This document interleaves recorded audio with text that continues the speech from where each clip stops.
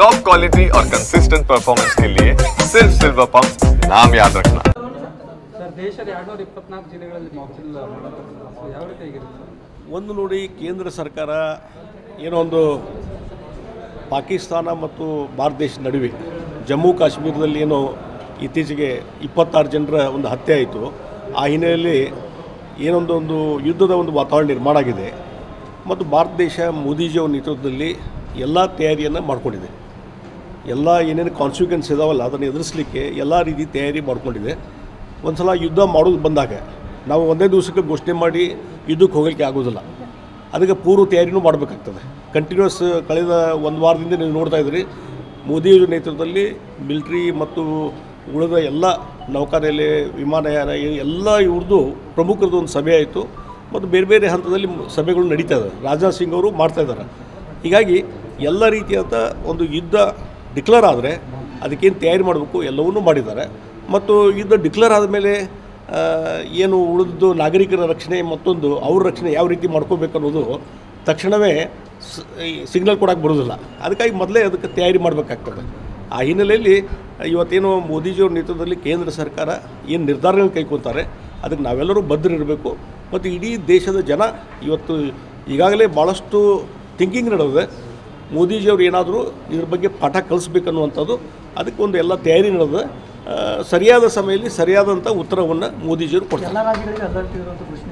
ಅಲ್ಲ, ಡೆಫಿನೆಟ್ಲಿ ರೀ, ಅವ್ರು ಯಾವ್ಯಾವ 224 ಡಿಸ್ಟಿಕ್ ಘೋಷಣೆ ಮಾಡಿರಲ್ಲ, ಯಾವ್ಯಾವ ರಾಜ್ಯದಲ್ಲಿ ಬರ್ತದೆ ಅಲ್ಲೆಲ್ಲ ಸೂಚನೆ ಹೋಗಿರ್ತದೆ.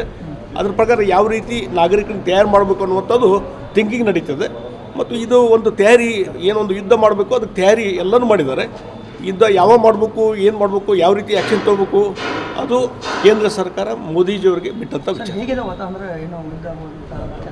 ಅಲ್ಲ, ಆ ರೀತಿ ವಾತಾವರಣ ಇದೆ. ಮತ್ತು ಅದಕ್ಕಿಂತ ಮುಂಚೆ ಭಾಳ ಮುಖ್ಯವಾಗಿ ಹೇಳೋದು, ಬರೀ ಯುದ್ಧ ಮಾಡಿನ ಅಂತಲ್ಲ.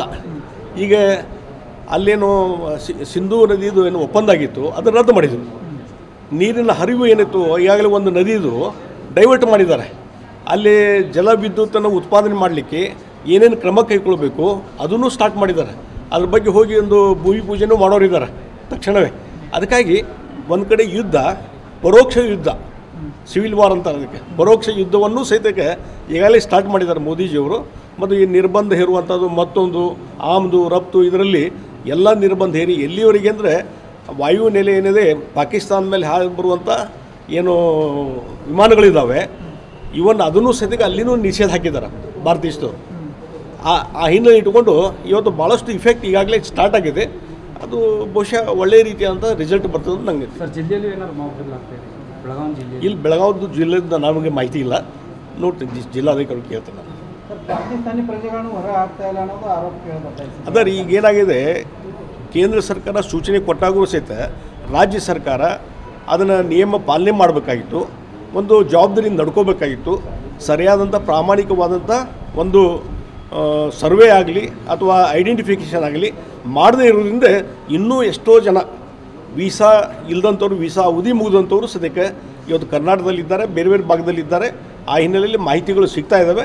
ಅದಕ್ಕಾಗಿ ಭಾರತೀಯ ಜನತಾ ಪಾರ್ಟಿ ಇವತ್ತು ಎಲ್ಲ ಕಡೆಯೂ ಸಹಿತ ಪ್ರತಿಯೊಂದು ಜಿಲ್ಲೆ ನಗರದಲ್ಲಿ ಸಹಿತ ಜಿಲ್ಲಾಧಿಕಾರಿ ಮನವಿ ಕೊಡ್ತಾ ಇದ್ದಾರೆ. ಆದಷ್ಟು ಬೇಗನೆ ಇಲ್ಲಿದ್ದಂಥ ಪಾಕಿಸ್ತಾನಿಗೆ ಯಾರಿದ್ದಾರೆ ಅವರನ್ನೆಲ್ಲ ಹೊರಗಡೆ ಕಳಿಸುವಂಥ ವ್ಯವಸ್ಥೆ ಆಗಬೇಕು, ಅವರ ಐಡೆಂಟಿಫಿಕೇಷನ್ ಆಗಬೇಕಂತ ಈಗಾಗಲೇ ಅದಕ್ಕೆ ಅಜಿಟೇಷನು ಪ್ರಾರಂಭ ಆಗಿದೆ.